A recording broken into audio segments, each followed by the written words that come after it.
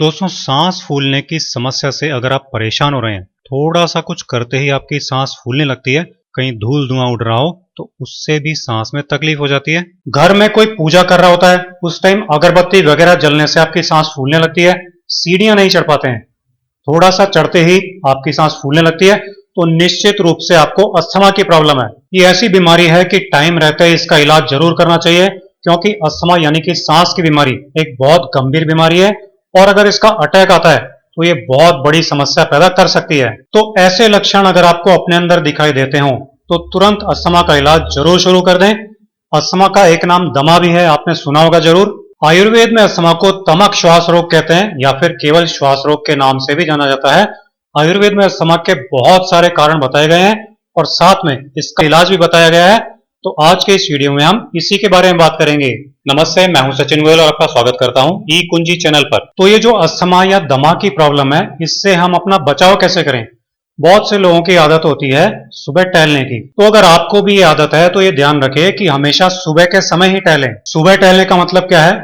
सुबह से मतलब है जब तक सड़कों पर गाड़ियां चलनी शुरू नहीं हो जाती तब तक आप टहल लीजिए, क्योंकि जब गाड़ियां चलनी शुरू हो जाती हैं तो उनका धुआं और धूल दोनों उड़ने लग जाती है और ये धुआं और धूल दोनों आपको परेशानी में डाल सकती हैं। अगर आप स्मोकिंग का शौक रखते हैं तो जितना जल्दी हो सके आप स्मोकिंग छोड़ दें, क्योंकि इससे सीधा फेफड़ों को नुकसान होता है और जितना ज्यादा आपको फेफड़ों को नुकसान होगा उतना ही ज्यादा आपको इस बीमारी को ठीक करने में प्रॉब्लम आएगी। खाने में ठंडी चीजें कम से कम खाएं, क्योंकि ठंडी चीजें हमेशा सांस के रोगियों के लिए बहुत ज्यादा नुकसानदायक होती हैं। ठंडा पानी, आइसक्रीम और जो भी ठंडी चीजें होती है उनका सेवन बिल्कुल नहीं करें, क्योंकि ठंडी चीजों का सेवन करने से रोगी को दमा का अटैक आ जाता है।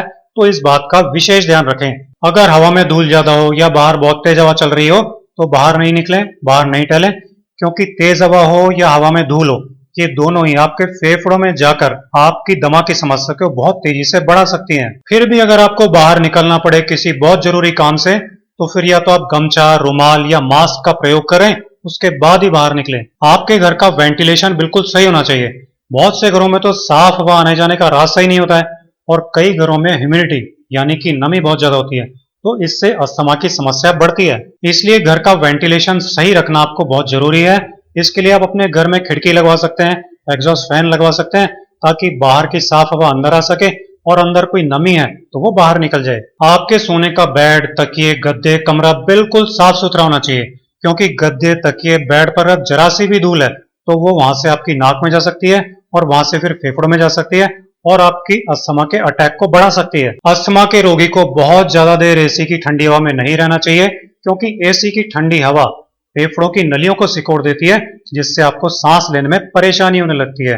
इसलिए एसी का प्रयोग आप कम से कम करें तो ही अच्छा है। खाना खाते समय ध्यान रखें कि खाने में कम से कम मिर्च मसालों का प्रयोग करें, क्योंकि मिर्च मसाले भी आपके अस्थमा की बीमारी को बढ़ा सकते हैं। तो शॉर्ट में समझ लीजिए, अस्थमा से बचना है तो खाने पीने में ठंडी चीजों का प्रयोग बिल्कुल नहीं करें। बाहर निकलना हो तो मास्क लगाकर ही निकलें।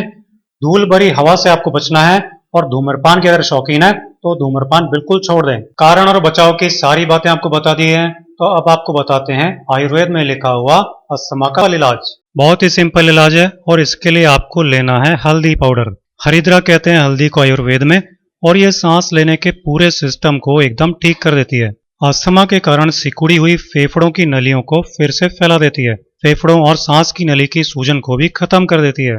इसको लेना कैसे है? तो ये 1/4 छोटा चम्मच हल्दी पाउडर आपको 1 गिलास दूध में डाल लेनी है और इस दूध को अच्छी तरह से उबाल लेना है। इतना आसान है, कोई भी कर सकता है। अस्थमा के लिए आपकी सफल आयुर्वेदिक रेमेडी बनकर तैयार भी हो गई है। आप इस रेमेडी को सुबह बनाकर नाश्ते के टाइम पिएं।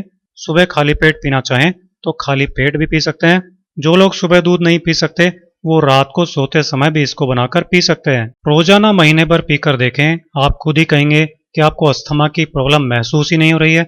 इसे लगातार पिएं, आपकी सांसें आपको वापस मिल जाएंगी इस छोटी सी रेमेडी से। तो आज का वीडियो अगर आपको अच्छा लगा हो तो इसे लाइक जरूर करें और ज्यादा से ज्यादा शेयर करें। आप इसे फॉलो कीजिए और मेरे इसी तरह के बहुत आसान घरेलू नुस्खे देखते रहने के लिए ई कुंजी चैनल को सब्सक्राइब कीजिए।